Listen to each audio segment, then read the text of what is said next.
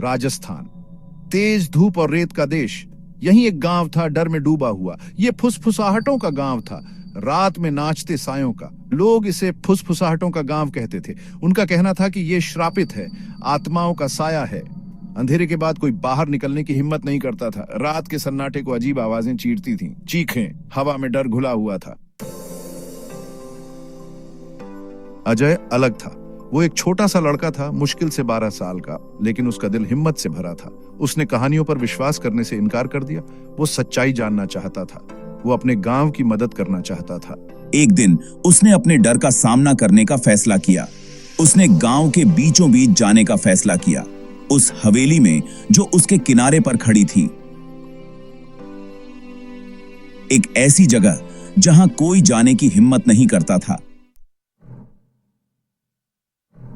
बुजुर्गों ने उससे विनती की, उसके दोस्तों ने उसे मनाने की कोशिश की, लेकिन अजय दृढ़ था। वो जानता था कि डर एक कमजोरी है, वो इसे खुद पर हावी नहीं होने देगा। जैसे ही सूरज डूबने लगा, लंबी परछाइयां पड़ने लगीं, अजय ने अपना पहला कदम बढ़ाया। वो गांव की सुरक्षा को पीछे छोड़ रहा था। वो अनजान में कदम रख रहा था। हवेली सामने दिखाई दी, जैसे किसी भूतिया कहानी से निकली हो। पत्थर और खामोशी की एक ढहती हुई इमारत जो समय की मार झेल रही थी। इसकी खिड़कियां खाली आंखों की तरह अंधेरी और डरावनी थीं। जैसे जैसे अजय पास आया, हवा ठंडी और भारी होती गई। उसने अपनी रीढ़ की हड्डी से एक सिहरन दौड़ती हुई महसूस की, जैसे कोई अदृश्य शक्ति हो।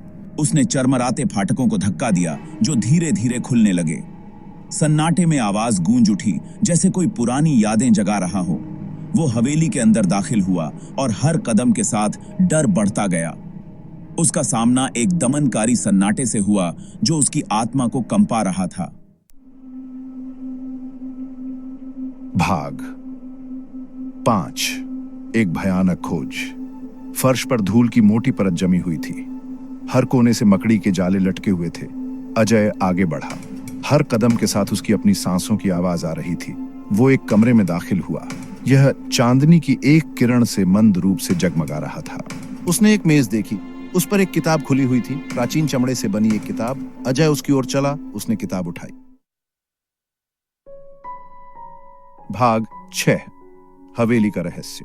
यह कहानी एक पुरानी रहस्यमयी हवेली की है जो समय के साथ धूल और रहस्यों में ढक गई है। जैसे ही उसने किताब को झाड़ा, कागज का एक टुकड़ा गिर गया। अजय ने उसे उठाया। यह कागज का टुकड़ा बहुत पुराना और नाजुक था, जैसे कि सदियों से किसी ने इसे छुआ ना हो। यह पुराना और पीला पड़ गया था। कागज पर लिखावट धुंधली हो चुकी थी, लेकिन फिर भी पढ़ने लायक थी। अजय ने ध्यान से उस पर लिखे शब्दों को पढ़ना शुरू किया। उस पर शब्द लिखे हुए थे, अतीत का एक संदेश। यह संदेश किसी ने अपने जीवन के अंतिम क्षणों में लिखा था, शायद किसी को चेतावनी देने के लिए।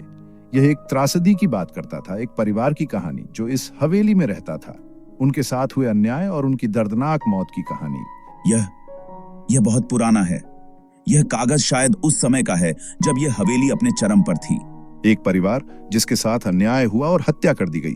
यह परिवार हवेली के मालिक थे और उनकी आत्माएं अब भी इस हवेली में भटक रही हैं। उनकी आत्माएं हवेली की दीवारों के भीतर फंस गईं। वे अब भी न्याय की तलाश में हैं और उनकी पीड़ा हवेली के हर कोने में महसूस की जा सकती है। उनका गुस्सा पूरे गांव में गूंज रहा है। शोर बेतरतीब नहीं थे। यह हवेली के भीतर से आने वाली आवाजें थीं जो मदद के लिए पुकार रही थीं। वे मदद के लिए रो रहे थे। यह हवेली अब भी अपने रहस्यों को छुपाए हुए है और अजय को यह समझ में आ गया कि उसे इन आत्माओं की मदद करनी होगी ताकि वे शांति पा सकें। भाग 7। फंस गया।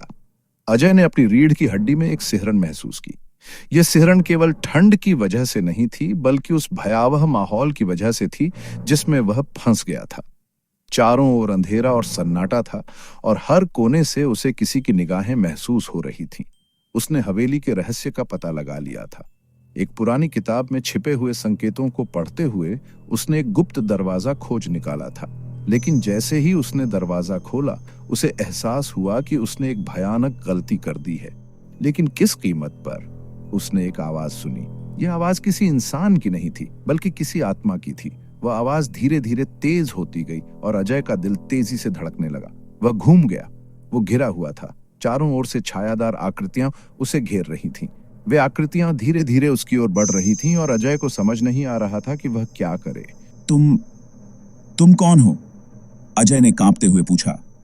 उसकी आवाज में डर साफ झलक रहा था। हवा में छायादार आकृतियां तैर रही थीं। वे फंसी हुई आत्माएं थीं और वे गुस्से में थे। उनकी आंखों में एक अजीब सी चमक थी और उनके चेहरे पर गुस्से का भाव था। तुमने हमारा आराम भंग किया है, एक आत्मा ने गुस्से में कहा। उसकी आवाज में एक अजीब सी गूंज थी जो अजय के कानों में गूंज रही थी। अंधेरे में उनकी आंखें लाल चमक रही थीं। वे उसके पास पहुंचे। उनकी ठंडी भूतिया उंगलियां उसकी त्वचा को छू रही थीं। अजय को ऐसा लगा जैसे उसकी आत्मा भी ठंडी हो गई हो। हमारी मदद करो, हमें मुक्त करो, एक और आत्मा ने कहा। उसकी आवाज में दर्द और पीड़ा थी जो अजय के दिल को छू गई। वह फंस गया था। अजय को समझ नहीं आ रहा था कि वह क्या करे। उसे ऐसा लग रहा था जैसे वह एक भयानक सपने में फंस गया हो जिससे बाहर निकलना असंभव था। उसकी सांसें तेज हो रही थीं और उसका दिल तेजी से धड़क रहा था। वह जानता था कि उसे कुछ करना होगा, लेकिन क्या? वह सोच में डूबा हुआ था और तभी उसे एक और आवाज सुनाई दी। यह आवाज किसी इंसान की थी जो उसे मदद के लिए पुकार रही थी। अजय ने हिम्मत जुटाई और उस आवाज की दिशा में बढ़ने लगा। डर उसे अपनी चपेट में लेने लगा। वह कांपने लगा, लेकिन तभी उसे संदेश याद आया जो उसने पहले पढ़ा था। रोना दुर्भावनापूर्ण नहीं था। वे हताश थे और मदद चाहते थे।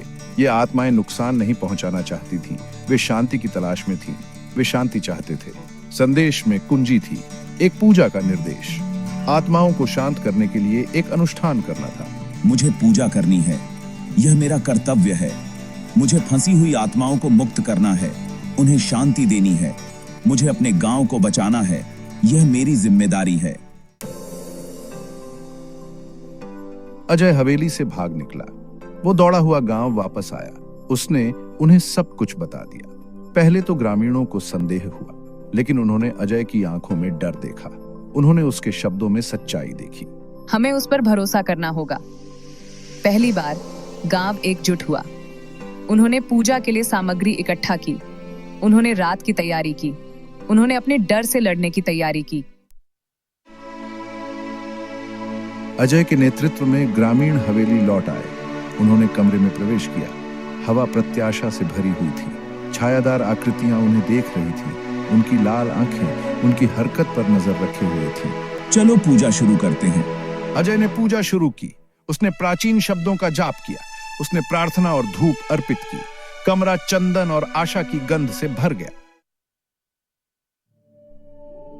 जैसे ही आखिरी मंत्र फीके पड़े, हवेली में सन्नाटा छा गया। हवा में झिलमिलाहट हुई। यह एक ऐसा क्षण था जिसे सभी ने बेसब्री से इंतजार किया था। वर्षों से यह हवेली डर और रहस्य का केंद्र रही थी। हर कोने में छिपे हुए साए, हर दीवार के पीछे से झांकती लाल आंखें और हर रात को सुनाई देने वाली अजीब आवाजें। लेकिन आज सब कुछ बदलने वाला था। और फिर सन्नाटा। साए चले गए थे। हवेली की दीवारें अब शांत थीं, जैसे कि वे भी इस शांति का स्वागत कर रही हों। लाल आंखें गायब हो गईं। वे आंखें जो हमेशा डर और आतंक का प्रतीक थीं, अब अंधेरे में विलीन हो गई थीं। केवल पवित्र अग्नि की चटकने की आवाज आ रही थी। यह अग्नि जो हमेशा से सुरक्षा और शुद्धता का प्रतीक रही है, अब हवेली के हर कोने को पवित्र कर रही थी। फंसी हुई आत्माएं मुक्त हो गई हैं। वे आत्माएं जो वर्षों से इस हवेली में कैद थीं, अब स्वतंत्र हो गई हैं। गांव सुरक्षित था। ये गांव जो हमेशा से डर और आतंक के साये में जी रहा था, अब शांति और सुरक्षा का अनुभव कर रहा था। अजय, वह छोटा लड़का जिसने अपने डर का सामना करने की हिम्मत की, उसने उन सभी को बचा लिया था। उसकी हिम्मत और साहस ने न केवल हवेली को बल्कि पूरे गांव को भी बचा लिया था। उस दिन से गांव को फुसफुसाहटों का गांव के रूप में नहीं जाना जाता था। अब यह गांव एक नए नाम से जाना जाता था, एक ऐसा नाम जो साहस और हिम्मत का प्रतीक था। इसे अजय के गांव के रूप में जाना जाता था। अजय, जिसने अपने साहस और हिम्मत से सभी को बचाया, अब इस गांव का हीरो था। एक छोटे लड़के के साहस का प्रमाण। अजय का साहस और उसकी हिम्मत अब इस गांव के हर कोने में गूंज रही थी। डर से उपजी आशा का प्रतीक। अजय की कहानी अब हर किसी के लिए प्रेरणा का स्रोत बन गई थी। ये कहानी हमें यह सिखाती है कि चाहे कितनी भी मुश्किलें क्यों ना हों, अगर हमारे पास साहस और हिम्मत है तो हम किसी भी डर का सामना कर सकते हैं और उसे हरा सकते हैं।